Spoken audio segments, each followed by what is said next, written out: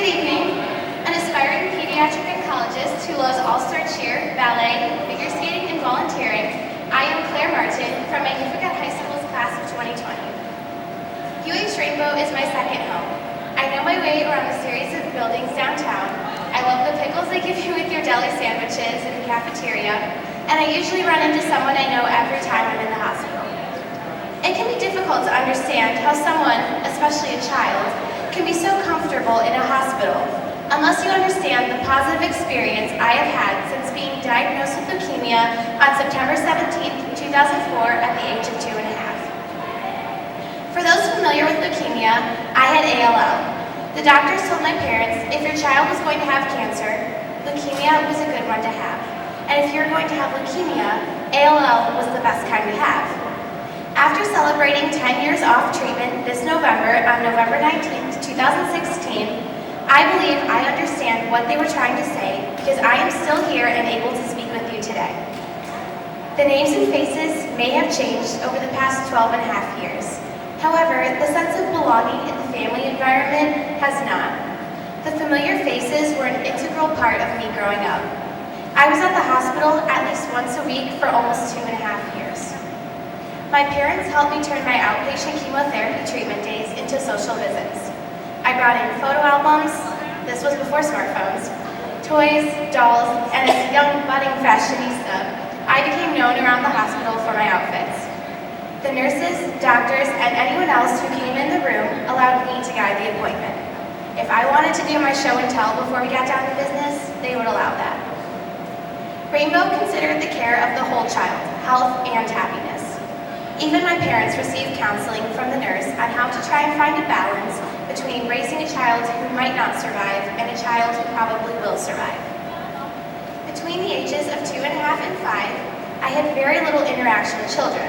My socialization during these critical years was with the highly educated adults working at the hospital. They were my preschool. So my doctor spent time with my mom about the importance of getting me involved in an activity where physical contact and germs could be kept to a minimum. They wanted me in an environment where I would be involved with and learning how to interact with someone my own age. My mom agreed to ballet, and I still enjoy and participate in ballet today. Again, their involvement moved just beyond medicine. I celebrated birthdays and holidays at the hospital by bringing in homemade treats to share with the medical staff and the adults receiving their chemotherapy on the other side of the door. It was fun for me to drag my IV pole around and do my part to help brighten the day of an adult sitting alone in a chair receiving chemotherapy. It made them smile knowing that a young child had a basic understanding of what they were going through. After 2 years and 2 months, my treatment ended, and over the years, my visits became less frequent. From once a week to once a month, every 3 months, 6 months, and then it would seem like a blink of an eye, I was down to once a year.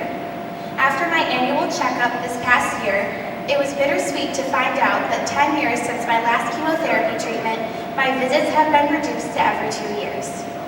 I reached an amazing milestone, but I don't get to visit my hospital family every year. My interaction and relationship with the hospital has and will be a part of my life.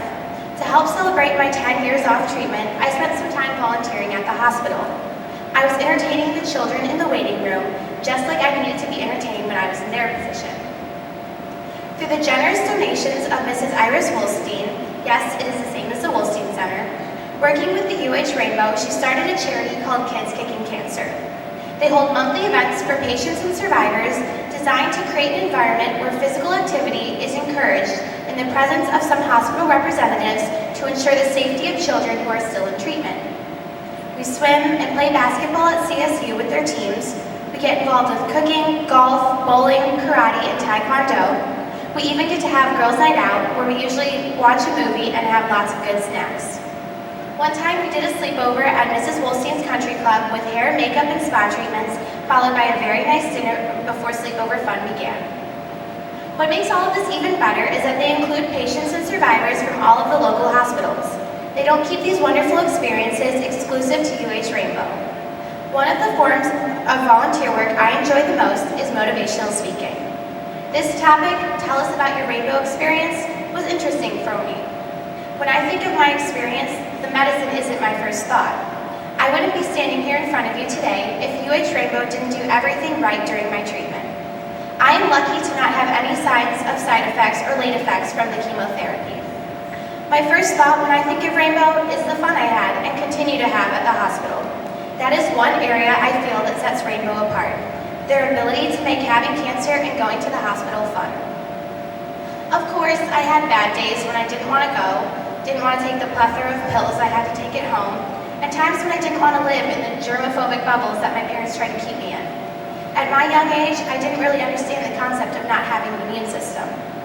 UH Rainbow has made some tremendous changes since I first started going there. Anyone who has been on the beautiful rooftop garden knows what I'm talking about. Those kinds of improvements can't be made without fund-raising efforts like the one we're all currently attending. The ongoing research to improve the treatment plans for all illnesses cannot be done without fundraising.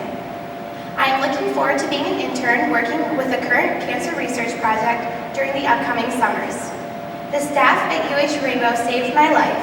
That is why I aspire to be a pediatric oncologist so I can help others the way that my doctors helped me.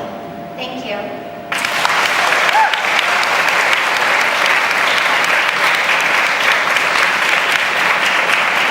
And there are also some pictures of my cancer journey up here for you to look at. So, thank you. Oh, and details of my treatment are on the little colored posters over there.